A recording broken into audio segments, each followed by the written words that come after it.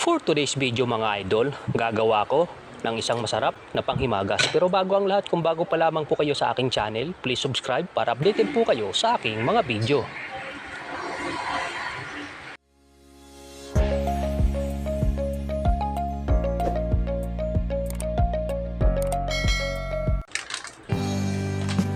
Alam niyo po ba, sa pamamagitan lang ng 2 pack na milk powder na ito, 4 na itlog, isang 300 ml na condensed milk at white sugar, makakagawa po na po tayo ng masarap na panghimagas.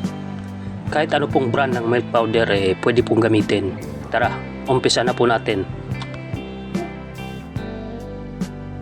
Meron ako ditong 2 pirasong lanera o leche plan molder. Maglalagay lang po ako dito ng tig 1 kutsarang white sugar.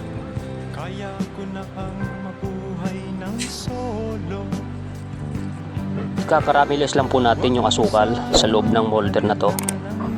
Pagka ganito na po, okay na po yan. Yung isang molder po natin, ganun din po gawin natin. Ikaramilis din po natin yung asukal. Pagka ganyan na po, okay na po yan. Sa steamer, maglagay lang po tayo ng tubig. Pakuluin na natin habang hinahanda ko po yung aking iluluto ngayon.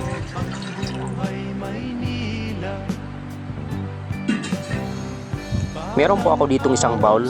Dito ko po pagkasama-samahin yung aking mga ingredients na gagamitin. Biyakin na po natin yung itlog. 4 na piraso po ito.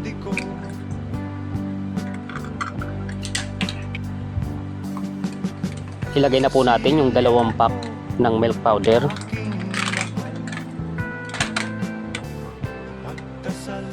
At 300 ml na condensed milk. Kahit anong brand po pwede.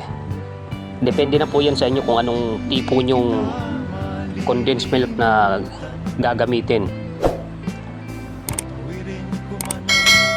So haluin na po natin na maigi. Dapat po walang namumuong milk powder sa ating mixture. Pagka ganito na po yung itsura ng ating mixture mga idol, salain po natin ito ng 2 beses para sigurado po tayo na walang maiiwang buo-buo na milk powder.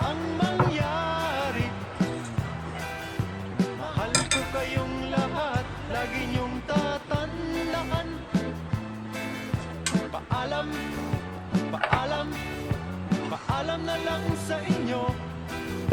Paalam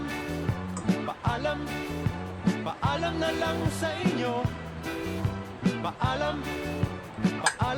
Yan, natapos na po nating salain yung ating mixture. Ito na po yung ating kinaramelize na white sugar sa ating molder. Ilagay na po natin dito yung ating mixture.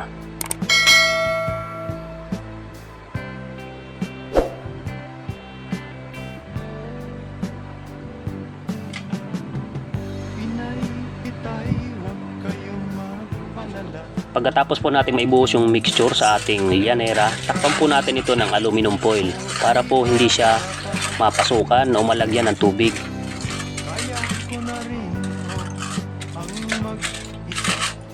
Tingnan na po natin yung ating steamer kung kumulo na. Ayan po, kulo na po yung ating pinakulong tubig sa steamer. So pwede natin isalang yung ating ginawang panghimagas.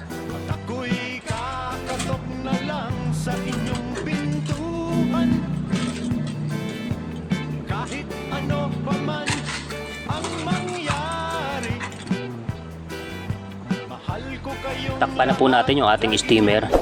I-steam lang po natin ito hanggang 30 to 35 minutes. Pagkalipas po ng 35 minutos, tingnan na po natin.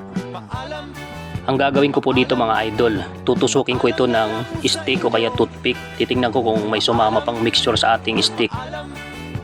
Ayan, wala na. Okay na to mga idol. Luto na to. Hanguin na natin.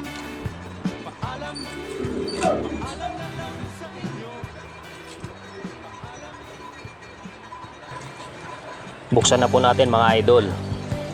Medyo excited na rin po ako na matikman yung aking nilutong recipe.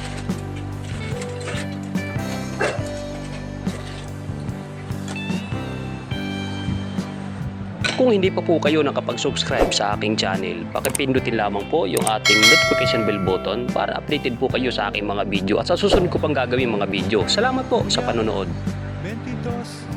Ako'y